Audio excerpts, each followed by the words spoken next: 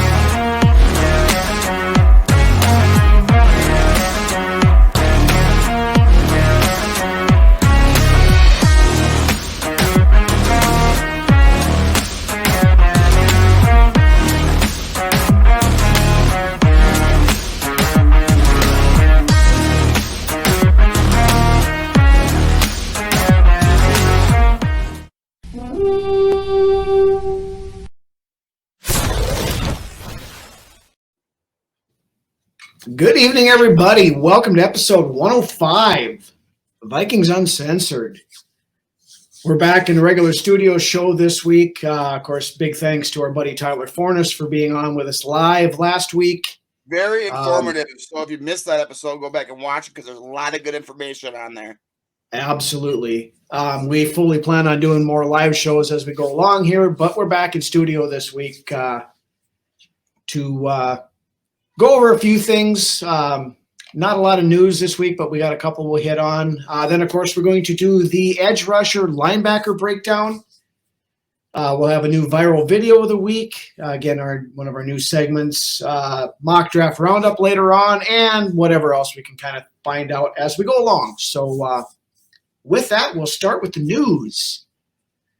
Word came out, I believe it was Monday this week, that Georgia defensive tackle Jalen Carter has been declining interview requests with teams who are picking outside the top 10 in the NFL draft.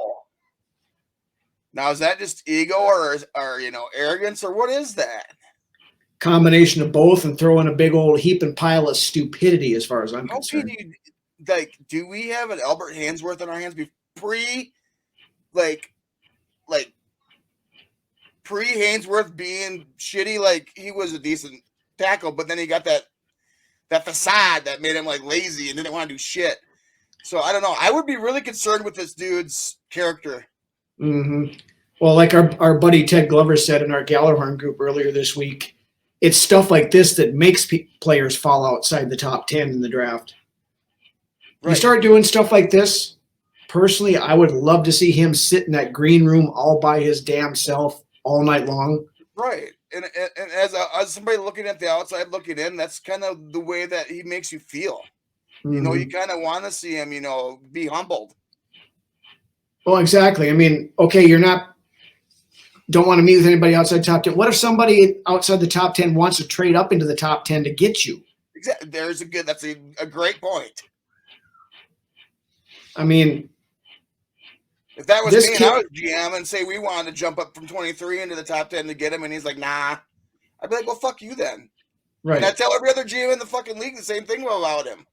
Mm-hmm. It's got an attitude problem. This kid is being worse than, who was it, Laramie Tunsil that had the frickin' weed mask or whatever. The Hainsworth comparison as well, because that's the way Hainsworth got later on in his career. Mm-hmm. Complacent. Well, I mean, in the last 2+ months, Jalen Carter has gone from presumptive top, or first number one prospect on the board. Yeah, he was going to be the first non-quarterback off the board. Then he had that deal with the reckless driving incident where the coach and the player got killed. Then he showing up at his pro day where he was sluggish and looked out of shape and just basically blew that all to hell. Red flags, man. Entitlement, ego, mm-hmm. Complacent about himself, thinking he's better than everybody. I mean, yeah, he's put out a damn good tape. A damn good tape. Don't get me wrong. Right. But what he's doing right now is not helping his draft stock. I can't talk tonight, dude. His draft stock whatsoever. And now you have a draft talking out. That's all, folks. That's all, folks. Well, Today, Junior. Yeah. You know, I don't care how good of a player you are in college. That does not necessarily translate to the pros, and you cannot just assume that it's going to. You know how many players you've seen that have been hyped up that went to the pros that totally just end up sucking ass? Can't miss prospect, guaranteed, right? multiple time All Pro, and he's bagging groceries in 3 years at so many Quick guys Trip. out there that's happened to. Oh, absolutely. But there's guys in the league right now that went number 1 or are in the top 5 that are still in the league just off potential alone, you know. And that's all they got now is just that because they haven't done shit on the fucking field the first 5 years of their career. Right. Anyways, but, I don't get too fired up about Mr. Carter. Yeah, I mean, I hope he takes a tumble. At this point in time, I don't know that I would want the Vikings to take him if he did happen to fall that far for some reason or another. But I don't know, man. I don't know if he'll fall to 23. I hope he doesn't because then I don't want to be stuck with that decision. No, like I said, the dude has an amazing the dude has an amazing tape. Yeah. So I mean, I don't want to be stuck in that spot at 23, thinking you got Carter on the board and what to do. Mm-hmm. So I hope he goes before 23. Just from a reality slap upside the face aspect, I'd love to see him take a tumble. Right, I'd like to see that kid get humbled a bit. But anyway, we'll move on from him. Then, of course, some more draft rumblings. Rumors are that the Titans and the Raiders may be trying to move up to number 3 to secure one of the top 4 quarterbacks. This is the first time in a long time, Rhino, where I don't know if I've ever seen a draft where that number 3 spot seems to be as coveted as it is this year in this draft. There's going to be a bidding war for that number 3 because Arizona's came out and said straight up, "Hey, if anybody wants it, we're open to negotiating the deal." Mm-hmm. Yeah, and I mean, I'm not completely discounting the idea of Minnesota making a move to go up there if they think that they want one of those quarterbacks is the guy they want. I talked about this on Rhino's Rants on Monday. We kind of got sidetracked, but with the whole Dalvin Cook, Zadarius Smith type stuff, I believe that there is a plan in place, and there may already be potential trades lined up. Hey, if so-and-so falls to here. Sweeten the deal whatsoever, you may be saying. So there may be some backdoor dealings agreed to in principle already. We'll see how that plays out. And it's not like Zadarius Smith and Dalvin Cook are pushover players by any means. No. But they're exactly what I said, sweeteners to a deal that involve picks. We'll give you these picks, and then guess what? We'll throw in somebody like the Zadarius Smith or Dalvin Cook as well, just to sweeten the pot. Right. But other than that, on quarterbacks, the Colts are working out C.J. Stroud, Will Levis, and Bryce Young, which means if they had their choice amongst the 4 of them, they're probably taking Anthony Richardson. Smoke and mirrors, man, for sure. Yeah. Well, I said you can't believe anything you hear for the next 3 weeks up until the draft because it's all smoke screen. It's all posturing. It's all we're going to talk bad about this guy so maybe other teams will pass on him so he'll fall to us and we can get him where he wants kind of thing, yada, yada, yada. This dude smokes weed out of a face mask. Mm-hmm. Of course, when you have actual pictures of that, and Right. Superimposed me, man. Yeah. That's not me. Clearly not me, really. It's not mine. Reminds me of Porky's, man. Yeah. That's another movie I haven't seen in forever. It had them all. Okay. Yeah. All you moving on. Will know what I'm talking about. Yeah. Moving on. One other non-draft related nugget that came out, I believe it was on Tuesday. The Baltimore Ravens have reportedly offered Odell Beckham Jr. a contract as of time of recording here on Tuesday night. No word on compensation, length, anything like that. No word as if OBJ is interested in said contract. But to me, this sounds like dangling a carrot out in front of Lamar Jackson. Hey, look, we're getting you the best wide receiver currently available. Look. Hey, come on, sign your franchise tag. Come on. It off my hands right here. Look at. Yep. Here. You want a treat? Come on. Here, boy. Come on. Hey, look here. Who's a good boy? Yes, he is. Who's a good boy? OBJ does nothing for me, dude. I mean, no disrespect for you, but the thought of acquiring OBJ really doesn't do much for me. So, but I mean, all power to Baltimore if that's what they're trying to do.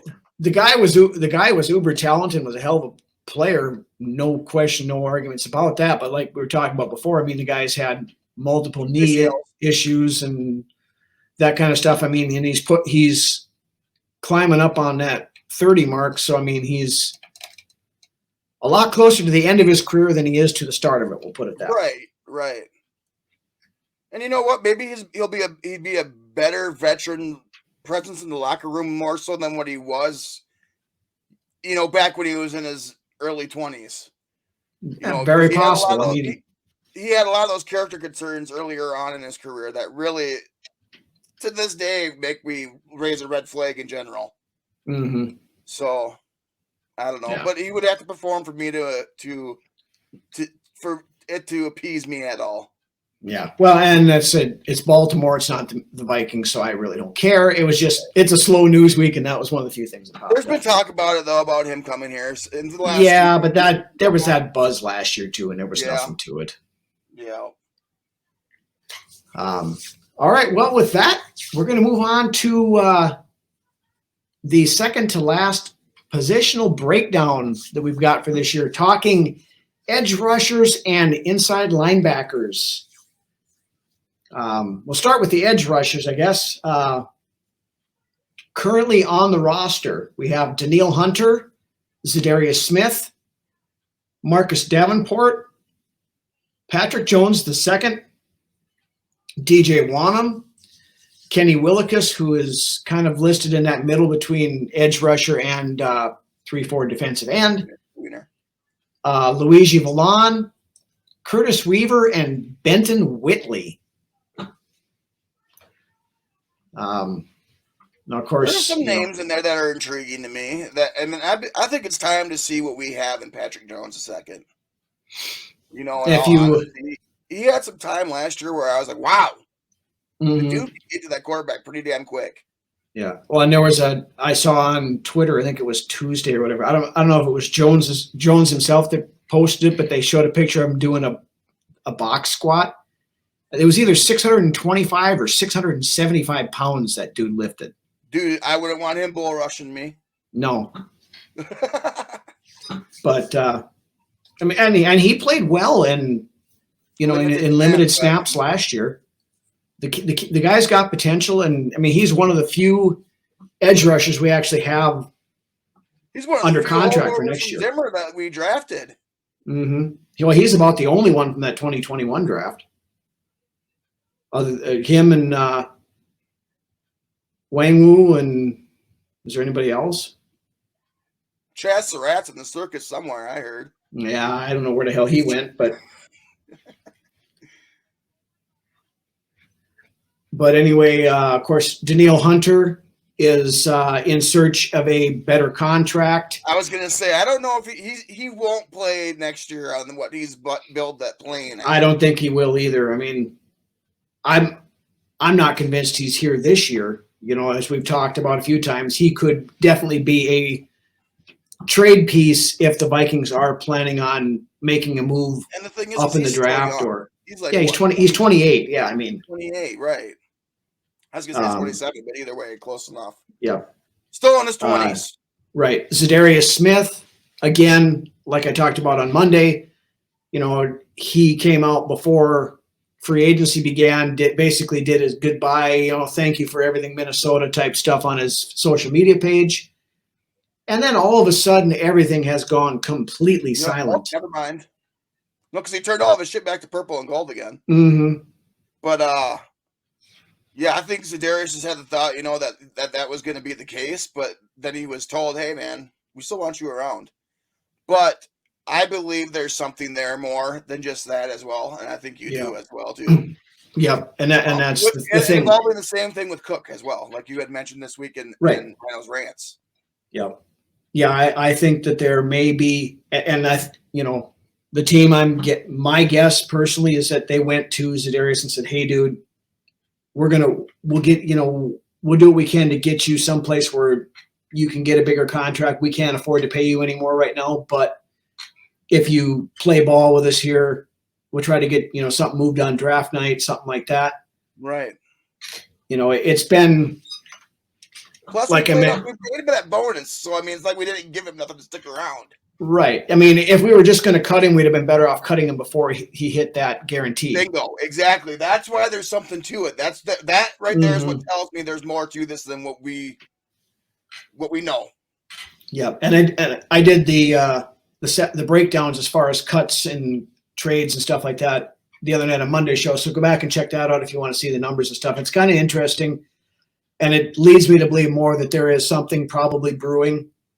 No, it's really interesting, Rhino. That video is extremely interesting. So I do advise you to go back and watch that video. All of you that have not seen it. Absolutely. And like and subscribe if you yeah, absolutely. Beyond that, of course, we mentioned Patrick Jones. DJ Wanham is in the final year of his rookie deal. And he hasn't really been given the full ability to blossom either, because we've had better guys in front of him, but he's had that opportunity, when Hunter was hurt last year during the beginning of the season. Yeah, but you got to remember in 2021, he had 8 sacks, but 5 of those were against the Bears too. So that's true. Consistency. Yeah, that's the thing. Luigi Milan. Jared Allen to get like 3 sacks a game every fucking week out, every Sunday. That's what you want in an edge rusher. Mm-hmm. In a 4-3, and then in a 3-4, the same thing, on the outside. Right. Beyond that, like I said, Luigi Milan, very limited playing time last year. Question mark there, seeing as a fan and not seeing much. Right. He's going to be given an opportunity in training camp anyway to see what he can do. Hopefully works himself into more of a prominent role this year. I guess time will tell. Right. Marcus Davenport, of course, are one of our big free agent signings. Can be a very good player, but can also be very inconsistent. He's kind of one of those Mike Zimmer type on 1 year, off the next year kind of players. But he's got the potential to be really great. He does. Can Flores get that out of him? We'll find out. I think if anybody can, Flores probably can. Exactly. Then a couple of the field fillers at the end, Curtis Weaver, Benton Whitley. I couldn't pick those two out of an empty room, so. No. So then looking ahead, of course, we've gone through free agency. There's really nobody left there that would be worth picking up. So we'll just kind of look into potential draft prospects that could be future Vikings at the edge rush position. The top guy is, of course, Will Anderson Jr. out of Alabama. He's going to be long gone before we ever pick. He's probably the first non-quarterback taken now, I would think. Okay. Wouldn't be at all surprised to see him end up in Chicago with the Bears. If he lasts until pick 6. Alabama is linebacker city, man. They put out a lot of good linebackers out of that alum over there. Yep. A couple other ones, Miles Murphy out of Clemson, Tyree Wilson out of Texas Tech, both projected to be gone long before the Vikings pick. One of the first guys that we have seen mocked to the Vikings on multiple occasions is Nolan Smith, the edge rusher out of Georgia. He's a guy with some potential. By all accounts, he's a very, very good leader in the locker room. Very physical player. Plays good against the run and the pass. So, I mean, if we decide to go edge rusher first round, he's definitely somebody to keep an eye on. I'm just gonna slip in there and say, I know this guy isn't listed at linebacker as rush. Dude, I can't talk tonight. This dude, you're right. This dude is not listed at edge rusher or linebacker. But if Brian Branch is fucking there at 23, and you aren't going at quarterback or receiver, you take Brian Branch because he's so versatile and that you just salivate at what Flores could do with a guy like that. Yeah, we'll talk about him next week when we talk about the secondary guys. He's my guy. We know you have a man crush on him. But anyway, back to the edge rushers. Yep. Couple other ones that we see mocked to the Vikings fairly often. Lucas Van Ness out of Iowa. Still pretty raw at the position. Got a very high ceiling, but he's going to be a bit of a project. Didn't have a whole ton of playing time in college at that position, but the fact he's being mentioned in top 2 rounds says something about the guy's potential anyway.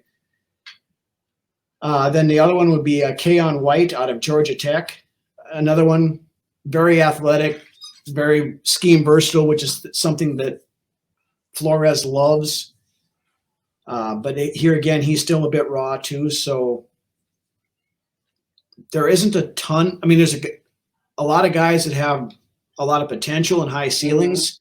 It's not a very deep draft at linebacker really this year. No, and there's not a whole lot that are really finished product, I don't think. So realistically, so there's going to require a little bit of work to be done with them, I think. But anyway, that's why we brought Flores in too, is to mold some of these guys. And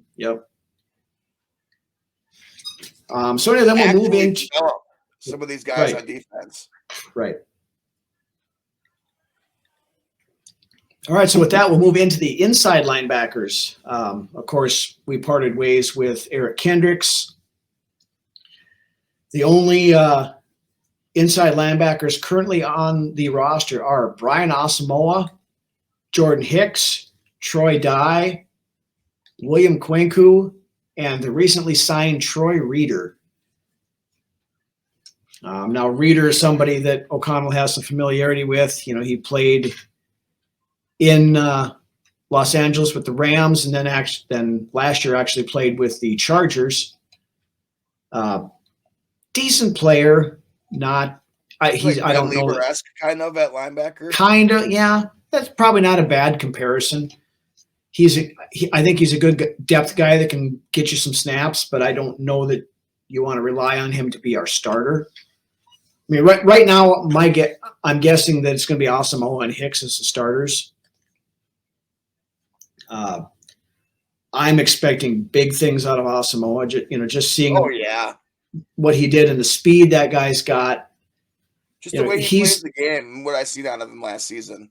Mm-hmm. I mean, he's still raw. He's going to make some mistakes, but he's got the smarts and the closing speed to make up for some of those issues. So, I look for things out of him. And then, of course, we brought back Jordan Hicks, restructured his contract, knocked his cap hit down, mainly, I think, for veteran presence in that linebacker group, plus the fact that he's going to be looking his way a lot this year if he's starting.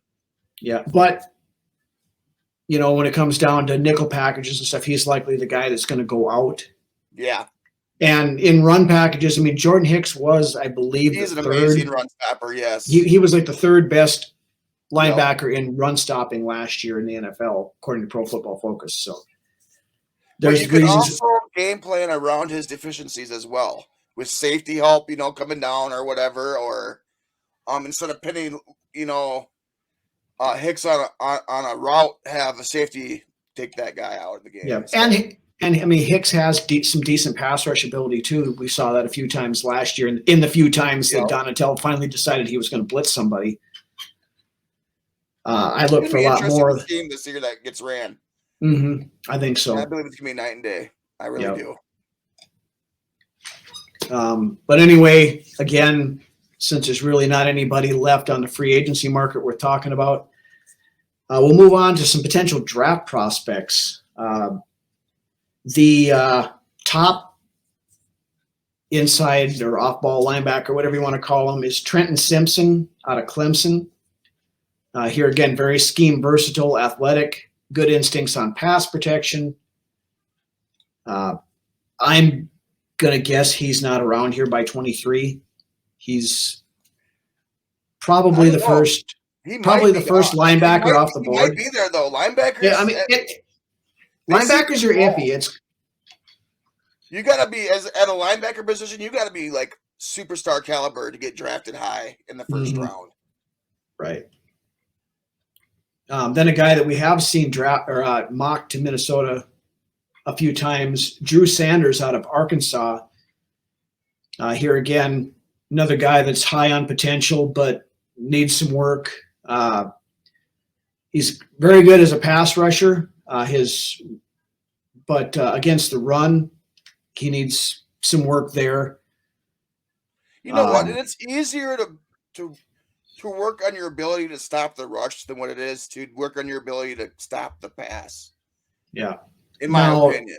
Some of these guys, though, this newer breed of linebacker, they're a little smaller, so that they struggle more in that run defense because you're going up against those big mauling offensive linemen when they hit that second level. Up and out in the second level. It's so, they're naturally going to struggle when you got a 230-pound linebacker going against a 310-pound guard or something. It's not they're going to struggle, trailer, dude. Yeah. Another one that we've seen mocked to the Vikings a few times, Jack Campbell out of Iowa. I love Jack Campbell. He's the 2022 Dick Butkus Award winner. He's more that old school linebacker. He's big. Absolutely. Dude. He's 6'5". Now some of the scouting reports, that linebacker, man. Yeah, some of the scouting reports I've been reading on him, they say he's probably more suited in a 4-3 than a 3-4. That's what I was afraid of because he makes more sense as your single middle linebacker. He's going to be a good Mike linebacker in a 3-4 in a 4-3 someplace. Yep, exactly. He is one of those monster of the midway type of linebackers. Mm-hmm. Yeah, he's that Brian Urlacher type kind of guy. That was the first name that came to my brain as well. Yes. Yeah. So, is he an option for Minnesota? Possibly. With Flores being very fluid as far as what kind of schemes he's running, he could probably make him work through there. Is it the best option? Hard to say. Yeah. Then the next guy, Noah Sewell, out of Oregon, brother of Penei Sewell, the lineman from. Now he's got good size to him. Got a pretty good motor when he's playing. Good against both the run, especially. Great DNA, obviously. The DNA is there. So he's got pass rush ability, but he's a little questionable in coverage. So I know we asked Tyler about him last week, and Tyler's not real big on him. So, take that as class when it comes. Like I said earlier, this is an underwhelming class when it comes to linebackers. Mm-hmm. But speaking of linebackers, this kid is quietly becoming probably one of my favorite choices for picking a middle linebacker. DeMarvion Overshown out of Texas. That's a new name for me. I have not heard that name. He's kind of been in that day 2 range a lot of times, but he was a former safety, been converted to linebacker. 6'4", 222 or 220 pounds. I'd like a little bit more meat on those bones. Yeah, but I mean, as a former safety, he's going to be a little smaller. Yep. But he's very good in pass coverage. Again, struggles a bit in the run though, like we talked about, a little bit smaller. But to me, in some of the tape I've been watching, he puts off a lot of Asamoah type vibes. Okay. So quick. Very, very, very quick. Can good closing speed, things like that. You put him in 2024, 2025 or whatever, him and Asamoah starting at your middle linebackers. That's a lot of speed. Me likey. Yeah, exactly. And then that will be, 2 years down the road. There's polishing him and Asamoah to be those guys eventually. Yeah.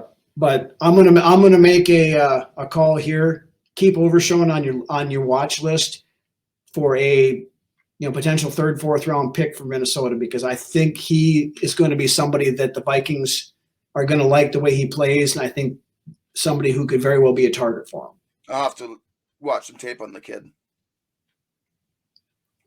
Yeah, I just started looking at him here in the last week or so, because I've seen a lot, reading some of them when I do my mock drafts and things like that, starting to read some of the scouting reports. So I got intrigued by the guy, so I went and started looking at some stuff. Exactly. That's all you.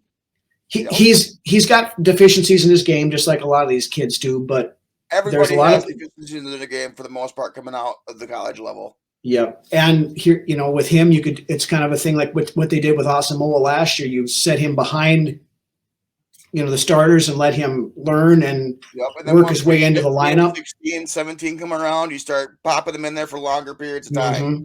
Yep. So I'm going to call my shot on one of the guys the Vikings will draft in this thing. I think Overshown very likely could be wearing purple by the time this is all said and done. We need somebody in the interior of that linebacking core that can cover. Mm-hmm. Especially with Hicks is only on a 1-year contract after this, this year. So, and I'm basically calling out Hicks here, but Asamoah also had times last year where he was lost in coverage too. Yeah, but he did get better as the year went on, and got much better in coverage as the year went on. But that's the thing with what we saw with Asamoah, he has the closing speed to make up for it. When we saw that in a prime example in that Christmas Eve game against the Giants, where he got burned to coverage, but ran the guy down, punched the ball out, and recovered the fumble. That's just the competitive soul inside of him that makes that play right there. Mm-hmm. And that's what you want to see out of a player. It's a player that doesn't give up on a play and is looking to make a play. Yep.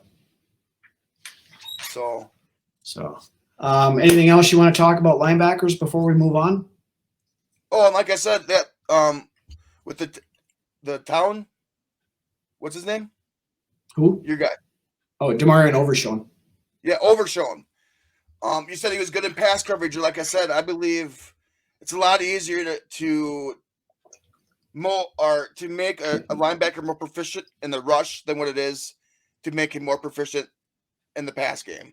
You get him in the weight room, you bulk him up a little bit, and that helps because it's going to help quite a bit too. So right, and reading the gaps and stuff like that, and knowing where to be and what specific play. And Flores was a linebackers coach in Pittsburgh last year. He was linebackers coach in New England. So, I mean, Flores knows linebackers. Flores has been known year after year. When it comes to developing players, he's top market guy, especially when it comes to developing players on the defensive side of the ball. Right. All right. So with that, we are going to move into our newest segment of the show, our viral video of the week. So why don't you go on over and get yourself a cold one? Come on back, check this one out. We'll be back in just a minute. Into deep left center for Mitchell, and we'll see you tomorrow night.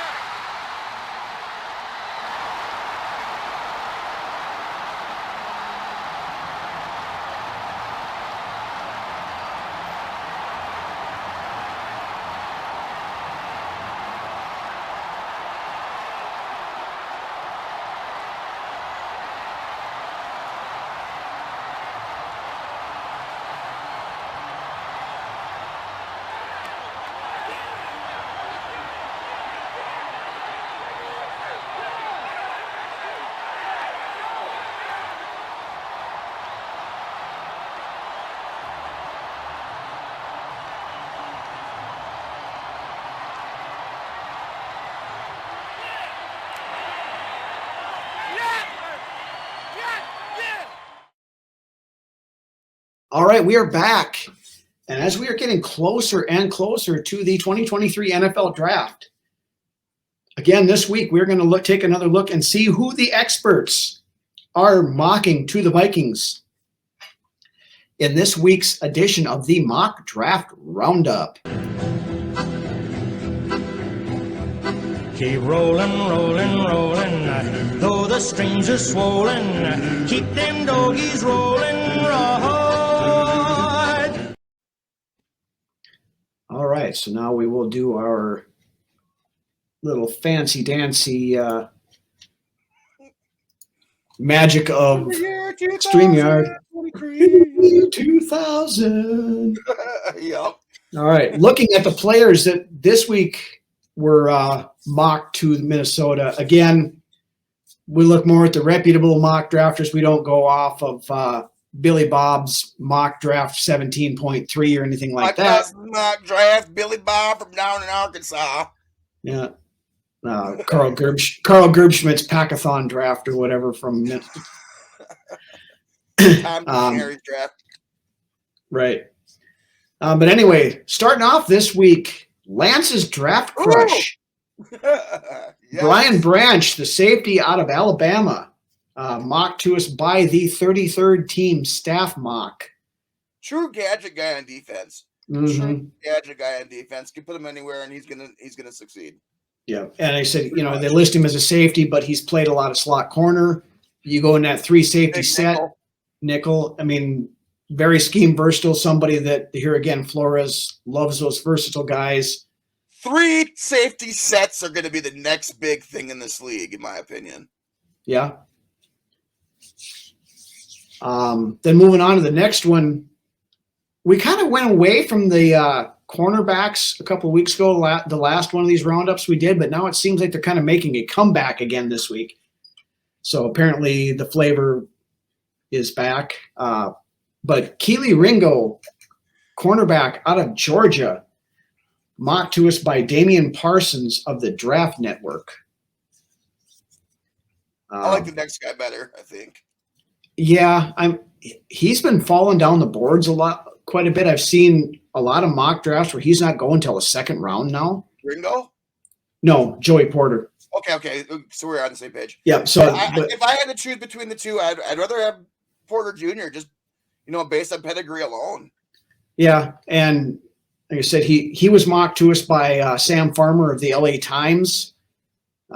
Sam knows his stuff. I mean, yeah. But like I said, there's been a lot of.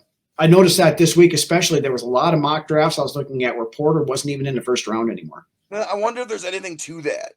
That would be interesting to find out. Yeah, I don't know. I haven't heard anything. I don't know that he's had his pro day yet or not, but I haven't heard anything to the negative anywhere about him. So I think it's probably just that recency bias where you've got these guys that are having their pro days every year. That's why absolutely. You get those gems that are in the second round that were projected to be in the first round, for weeks, and then they just kind of fall out of the spotlight and they're available down there in the second round. Yep. Then this next one, this is the first time I've seen him up in the first round, I believe. Rashee Rice, wide receiver out of SMU.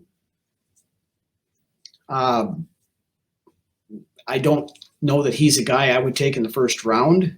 He'd be surprised to me. It's not a name that I've heard really associated with anyone in the first round for that fact of the matter, but as a Viking as well. Right. Now, he was given to us by the Pro Football Focus staff mock, so, they rank their people a little weirder than a lot of places do. They're different over there. Yeah. I mean, a lot of the places I've seen Rice going is late second to early third, so taking him in the first, I think, is a bit of a reach. That says a lot about that receiver class, though, too. That this is a deep class at receiver. Yeah. Well, like Tyler said last week, there's probably very few wide receiver ones in this group, but there's a ton of wide receiver twos, which is what the Vikings need. Exactly. Now, this next guy, though, is a guy who has a potential to be a potential wide receiver one. Yes. Quentin Johnson, the wide receiver out of TCU. If we got him.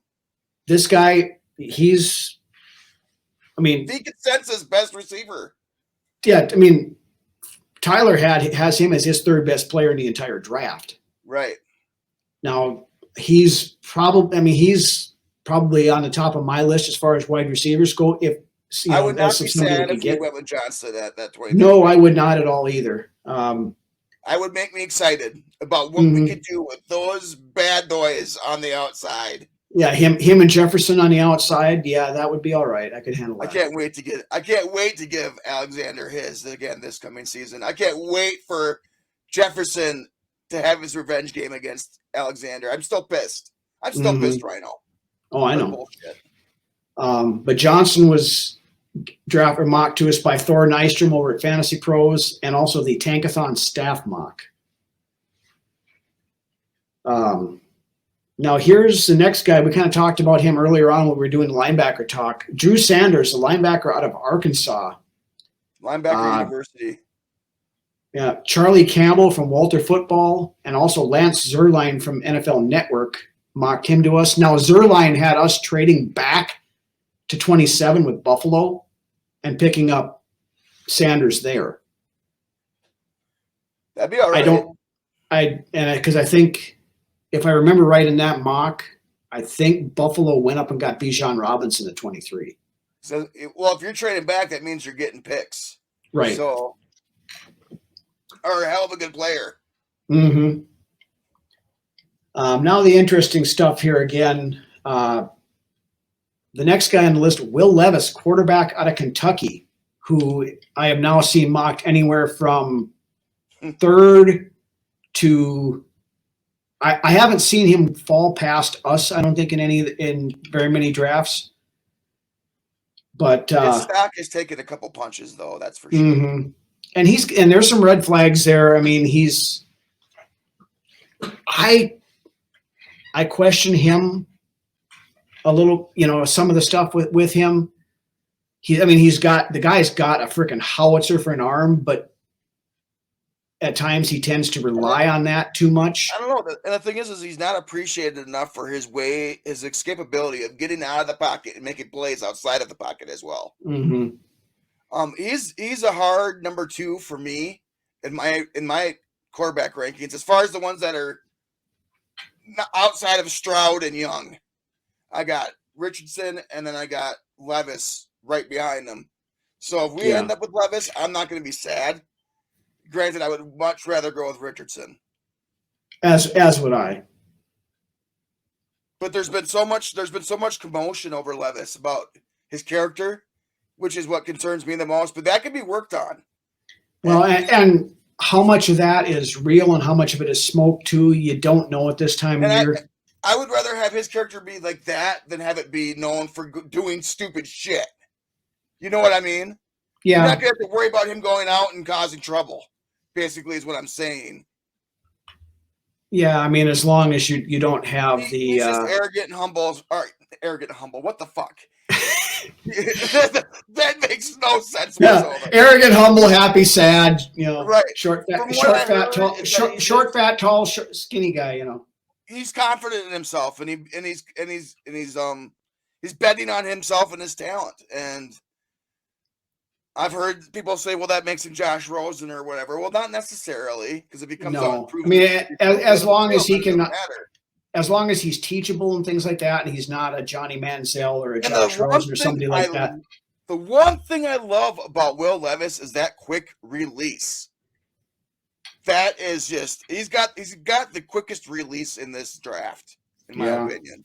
But he also some of that decision making is a little bit questionable. That's true, but the greatest quarterbacks that weren't the best decision makers. No, I mean, he maybe has a little bit of that Brett Favre to him because he turns the ball over probably more than you want to see. I mean, the guy, I think. But he plays to win the game. He doesn't play scared. Will Levis does not play scared. I did not see anything like that in his tape. No, now there are some instances when he plays against some of the higher end talent where he tends to make mental errors. Yeah, he tends to collapse under the pressure, and that concerns me probably more than the attitude and the other stuff like that is his inability to perform under pressure. Or Andrew Luck, you're going to have quarterbacks that make mental errors coming out. Yeah, that can be fixed. Mm-hmm. So I'm not saying that I'm not all hurrah Will Levis, but I won't be sad if we end up taking him in the draft. He would make me excited, and I wouldn't cry if we grabbed him. Yeah, I won't be upset like I said, is he my first choice at quarterback? No, but right. So anyway, we'll move on to the next guy, another cornerback back on the board again this week. Deonte Banks, the cornerback out of Maryland. Now, Kyle Stackpole from CBS Sports and also Matthew Friedman from Fantasy Pros mock him to us this week. Again, I don't buy the cornerback smoke in the first round. I think that's a lazy cop-out that way too many of these national mockers do because the Vikings seem like they want to be taking cornerbacks every year, especially with after getting Byron Murphy. I don't think. I mean, cornerback is still in need. Don't get me wrong. We really don't have a slot corner right now. Locker room though at cornerback. That's the thing. That's why media does that. There's no big standout guy in that locker room that makes them think, oh, well, they don't need a quarterback because I don't know none of these fucking guys. Right. I mean, because as of right now, Caleb Evans hasn't really proven much. Andrew Booth Jr. has not proven he can be healthy.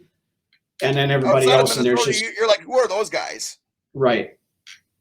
And everybody else in the room right now is just a guy. So, and that's why there's a lot of corners that get mocked to us. Right. Because there isn't that guy in our locker room that says we don't need a cornerback. Mm-hmm. But we have a lot of guys with potential, and that's not always the answer either. Right. They got to put it together. Yep. Now the next guy here, probably one of the more polarizing players that I've seen mocked to the Vikings in quite some time here. Hendon Hooker, the quarterback out of Tennessee. He's one of these guys where it seems like people either love him or they hate him. I don't hate him. It's just way too early. I don't take this guy before round 3. He's not last until round 3. I'll guarantee you that. He's gone by this. He's gone by the second round. Good for him because I don't. In my opinion, if I'm running the show, I don't touch him until round 3, at least. 23 is way too high to be taking him. If we trade back, that's a desperation move, in my opinion. Okay, now I'll let you go. If we trade back, I wouldn't mind. Now, that being said, I've also heard Doogie Wolfson, KSTP, and on Mackey and Judd says that the Vikings have been doing a significant amount of due diligence and background work on Hooker. I hope not. I mean, as far as taking him in the first round, they want to do good for them for doing their diligence because they're probably doing a better job than I am. But he scares me. That's my scariest pick of the draft, in my opinion. The thing that concerns me is the simplistic offense that Tennessee ran. Now, he was very good with the ball. He didn't turn it over very often. He's a one-read throw guy. That's usually all he – but is he a one-read throw guy because that's all he was asked to do or because he can't do anything more than that? Well, even if that's all that he was asked to do, that's still not helping him anyway. Well, no, it isn't. But, I mean, from some of the stuff I've heard, the kid's pretty smart. So I think he's capable of doing more. It's just that he was never asked to do that in Tennessee. Here again. The 4 years before coming to Tennessee worries me as well. And then having to get that starting job because of injury and then showing out after that. There is that too. I mean, I'm not going to stand up on the table and beat the drum. That's why he scares me, people. That's why I'm afraid of taking this guy that high in the draft. Right. We've done it with Ponder when we shouldn't have done it. I don't want to do it with somebody else that we're not absolutely sure on. Well, like I said, I'm not guy that we're absolutely sure on. I want us to go get that guy no matter what it takes. I don't want to place my bets on somebody that's going to fall to us into our lap. No, I agree with that. Like I said, I'm not pounding the table for Hendon Hooker by any stretch of the imagination. Right. But here again, and I made this mention the other night too, is we brought in Kwesi Adofo-Mensah and Kevin O'Connell because the previous regime could not identify and develop a quarterback. And couldn't get us the damn Super Bowl. Yeah, but so if they go through all this draft process and they decide that Hendon Hooker is a guy that they can work with, I'm going to give them the benefit of the doubt until they prove that they can't do it. Oh, I'll put faith into Kwesi and O'Connell that they know what they're doing, but I'm going to go into this guy's career scared about can this guy do it, Oh, or is this guy yeah, I'm not going to dispute that fact at all. Like I said, he's definitely not my first choice, but I would have to make myself excited for this guy, is what I'm saying. If we end up taking him, I would have to find a way to believe in this guy. yeah. But when it all boils down to it, even if we end up with him, at least we have a plan for the quarterback position. It's better than going into 2024 with the only quarterback on our roster being Nick Mullins. Where it's absolute need, yes. Right. Where you're forced to take somebody. Yeah. So it's taking a swing. Whether or not it would pan out would remain to be seen. I guess we'll find out when we get to the draft whether or not. I mean, it's very possible somebody might fall in love with him and jump up and take him before we would even have a chance to. So much ado about nothing at this point, but it's something worth watching. Yeah. Then the next guy, Bleacher Report staff mock, gives us Jackson Smith and Jigba from the wide receiver out of Ohio State. Now, from a lot of the stuff I've been seeing lately, I think he's going to be gone before 23. A lot of places I've seen now he's the first wide receiver out. I was just going to say, yeah, a lot of places are saying he's a consensus #1 receiver, but it's right there with Quentin Johnson neck and neck. Yeah. Now, personally, I'm a bigger Quentin Johnson fan than I am a JSN fan. Me too. Not that I don't like JSN. I think he's going to be a good wide receiver, but I think somebody like Johnson probably fits more what we want to do than what Smith and Jigba does. He doesn't have he's quick enough, but he doesn't have that burner speed, and he doesn't have, and he's not this big, huge guy that we're in the areas Quentin Johnson can do it all. Yeah. And that's what we want. Somebody that can do it all, like Jefferson. You can put him down the slot. And that's how it was with Diggs and Thielen. You can put him anywhere. Mm-hmm. Down the slot, on the outside. Guys that are versatile out there at wide up position. Yeah. Then the next guy, here's another one that we talked about earlier during the show when we were doing the linebacker breakdown. Nolan Smith, the edge rusher out of Georgia. Chris Trapasso from CBS Sports mocks him to us. Depending upon what happens with, Za'Darius and or Danielle Hunter, we mentioned this earlier. Edge rusher is a definite possibility. Georgia defense it was nasty, man. That entire Georgia team was nasty. I mean, yeah. Would not be disappointed. I mean, the last first round defensive end / edge rusher we took was Erasmus James. So it's been a while. Yeah. I mean, you could kind of throw maybe Barr in there too as well. Barr was a linebacker though. But he coming out, he was supposed to be used as an edge rusher. In theory, and then we never used him that way. But right. But yeah, you're right, absolutely right. Erasmus James as a pure defensive end or edge rusher, yes. Yep. Where Barr should have been used as an edge rusher, but like we said, never was. Right. For no fucking, I have no idea why not. But it seemed like every training camp they always talked about how much they were going to use him as the edge rusher, and then they never did. So I don't know. Whatever. It's I don't know. That's in the past. Right. So right. Then the final guy this week, another wide receiver, Jordan Addison out of USC. I like Addison. I do. Yeah, he's. Yeah, I've got him over to Jigba, honestly. Yeah, I do too. I've got 3 guys that would be 1A, 1B, 1C as far as guys that I would like to have. Quentin Johnson is 1A, Addison's 1B, and Zay Flowers is 1C. You can kind of Flowers is good too, and that tank towel. He's looking pretty tasty too down there in the mid rounds. Yeah. Dell would be further down. But I'm talking top of the board wide receivers. Oh yeah. Now, of course, Zay Flowers is a lot smaller. So, but the guy's fast and he's great with his routes and everything. Physical. So for his size, he's physical. So. Mm-hmm. So, but anyway, that is our mock roundup for the week, and that's really all we've got. Again, want to thank everybody for watching. If you've not done so yet, please hit that subscribe button, subscribe to the channel, check us out We're all over the place as far as podcasts goes, whether it's audio, whether it's your video stuff, YouTube, Facebook, Twitter, Spotify, all those audio places. Of course, also remember, we now are on 3 nights a week with various shows. Of course, the main show on Friday nights, Rhino's Rants Monday nights, and Brunswick's Best becomes its own show on Wednesday nights. So make sure you guys tune in for all of those every week. Again, want to thank everybody for watching, joining us. Appreciate you guys coming in with when we do the live chats, interacting with us. I enjoy the hell out of that. Well, that's one of the better things when it comes to doing shows is being able to interact with people that watch. It absolutely is. So, but, again, thank you everybody for watching. Draft is coming up.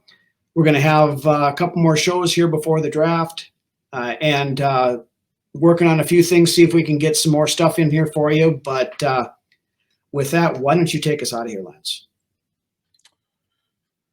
Well, it's good to be an interesting off season. What are we going to do when it comes up to the draft here? I don't know, but I'm getting excited. I mean, there really is truly no off season in the NFL. They say there is, but there's really not when you follow the team 24/7. There's always something going on. So, with that being said, don't forget to watch Rhino's Rants and Brunswick's Best during the week, and then catch on to watching our main show on Fridays. And with that being said, I hope you guys all enjoyed 105. We'll see you next week for 106. Have a happy Easter, everybody, and we'll see you next week.